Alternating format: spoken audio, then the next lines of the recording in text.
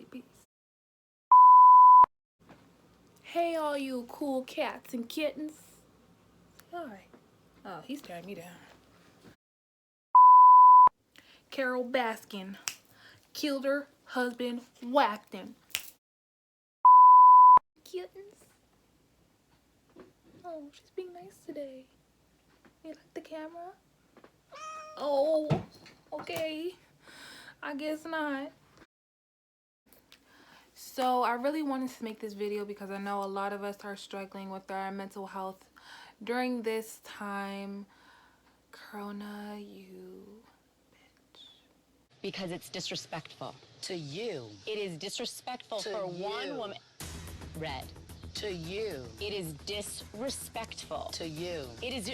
First of all, it's disrespectful in general. To you.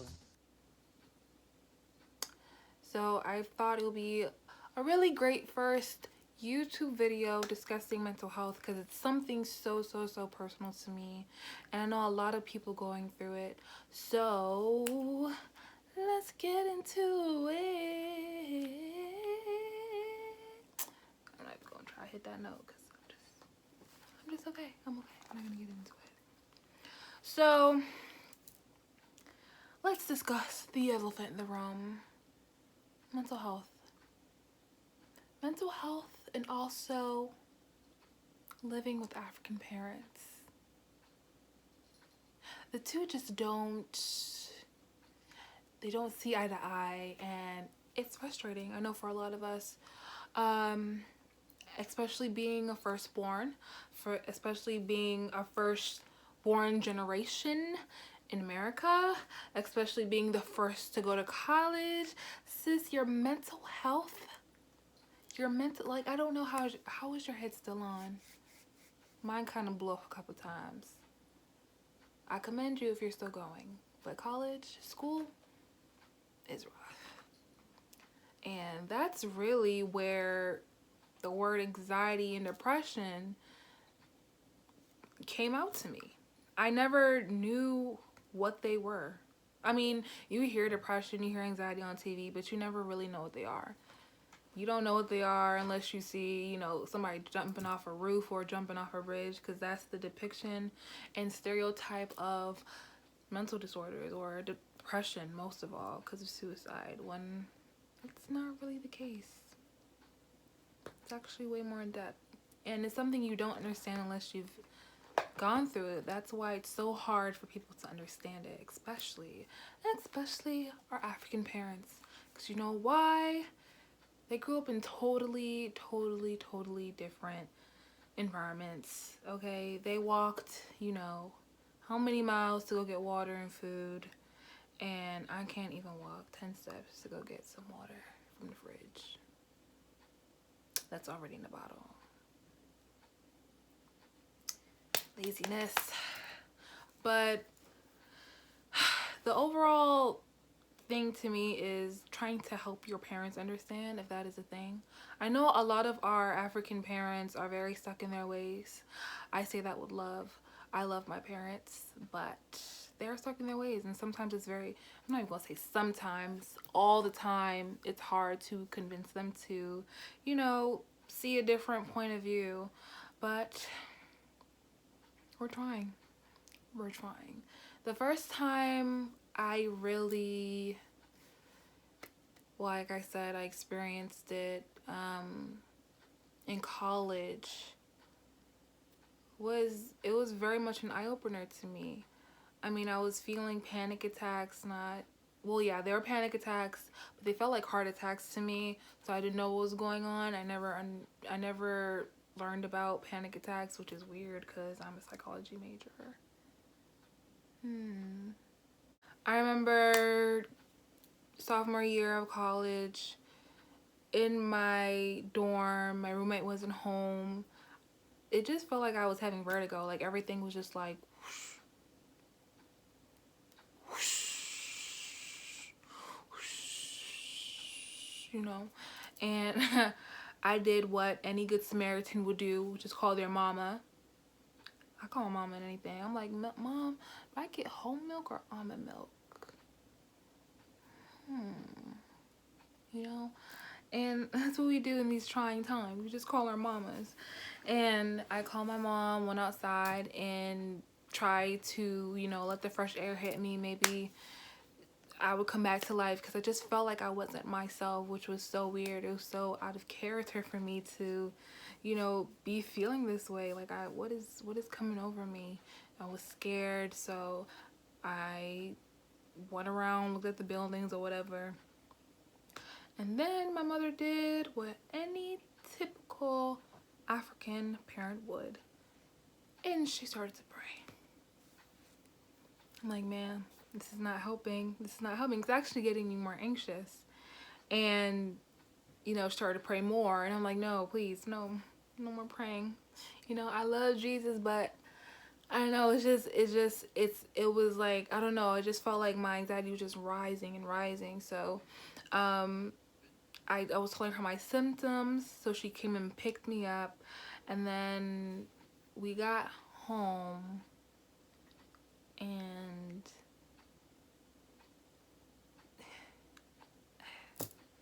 typical African parent. What is wrong with you? Why are you here? I don't know, my chest, it doesn't feel right. I don't know what's going on with me. You look fine. You just need to sleep and pray. You need to eat a little. You are fine. You are fine. Just go to sleep and you'll feel fine. I can't sleep. That's one of the issues. I think I'm having a panic attack. I'm not sure. Panic? What are you panic about? You are here. You are safe. You panic about what? You have a house. You have water. You have food. You have things. You have a bed. What are you panicking about? Just go to sleep and pray. Pray before you go to sleep.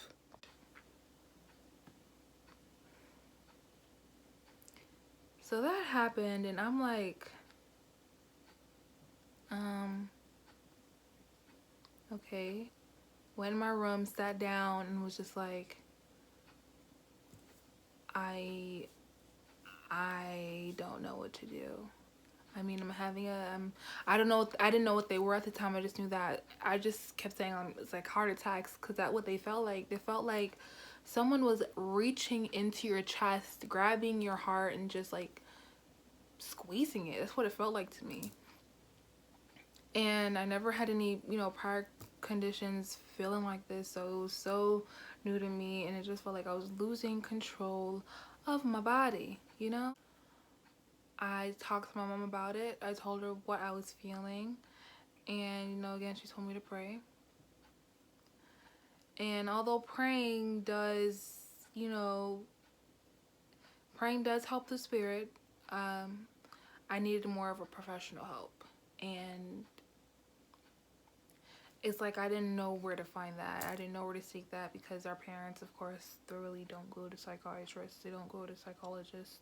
They don't go to therapists. It's just something very foreign to them. So I kind of had to find out on my own on how to, get a therapist and how to seek a counselor. But that evening, actually, I was having these panic attacks so bad that I had to go to the doctors. I had to go to the room that is an emergency room. And the doctor, she sat me down. She's like, everything's fine. You're just having panic attacks. And I was like, what the hell is that? And my mom's like, what the hell is that? And I'm like, I'm panicking, and my mom's like, why? Basically, like, you're fine, you're breathing. And African parents, when they see you, you look fine, you are fine. And that's not the case sometimes, especially mentally. You don't know what's going on. You never know what's going on to the person next to you. You don't know what baggage they're holding. I didn't know how much baggage I was holding until it just exploded in my face. And it was the worst feeling of just not getting a grip. I was terrified, but what the doctor instructed me to do was set up an appointment with a counselor on my university at my university, which was very clutch because if you're in university right now, I would say take advantage of utilizing, the counseling center if you have one, because those most of the times they're free, if not all the time they're free. Because I know at my school they were, very accessible, and going there with professionals who really, knew what they were doing, knew how to help you, it really made me feel less alone. It really made me feel like, you know, I do have this issue with myself, but I know someone who could, help me get through it, or give me the resources, or give me the tools to help through it. Make it feel like it's not this new thing that no one knows what's going on. And it just really made me feel like, oh, well, I could really combat this with the right techniques, and the right resources, which I was so glad for. Like, I needed that bad. Mwahahaha. So when I got, when I went home that weekend, and I was telling my parents about, yeah, I went to therapy and everything, and it was great, and they're just like, oh, wow, therapy, that's something so different. We never went to therapy, we never had to go through that. But the thing about it is that a lot of us have traumas, big or small, that we carry on our backs for a long time, not knowingly passing it on to our children or our children's children. It's a generational curse, and sometimes, or most of the time, it will start with you.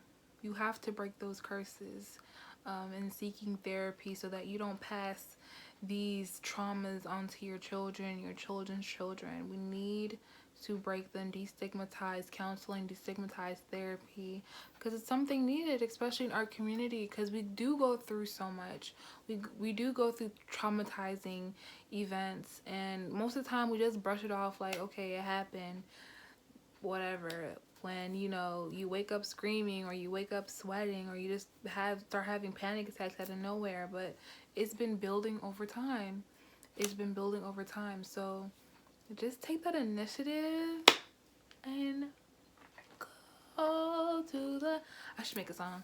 Go to the therapist, they'll get you right, sis. Maybe prescription, or maybe some recreation. I did that. Where is my record deal? But honestly, overall, I'm so glad that I took the steps to go see counseling. Unfortunately, it had to be under the circumstances of me going to the ER. But, at least I went, and I encourage everyone to not wait until it gets worse. Just go. If you're not feeling like yourself, just go.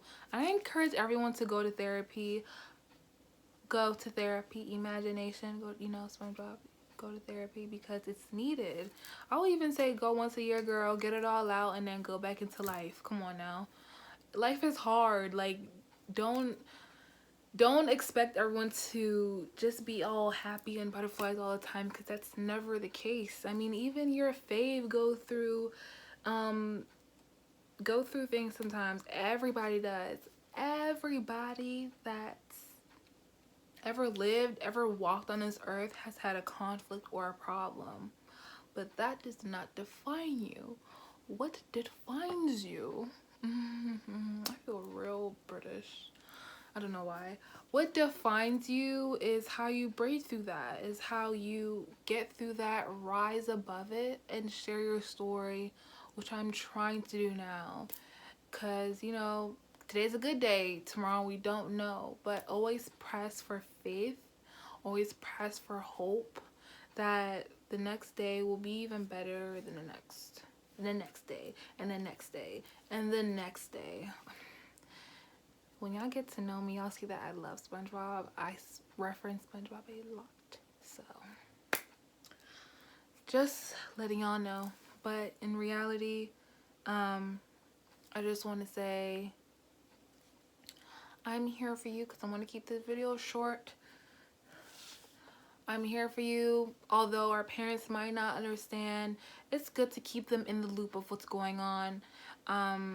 You might not have a good day today. Maybe try to explain to them that, like I said, African parents are very stuck in their ways. It's very hard to convince them certain things. But maybe just having that communication is a basis for that. Maybe telling them how you feel sometimes is a basis for that. And I know for me, I have a lot of things that help me cope. If it's not like I have a lot of crystals, my parents, or especially my mom, she's like, what the hell? It's like voodoo or something. She thinks voodoo. I have singing bowls. I have essential oils. I meditate. I have sage. I have a lot of. I just said halala. Someone help me. I have a lot of these things that help me cope, and it's my way of healing.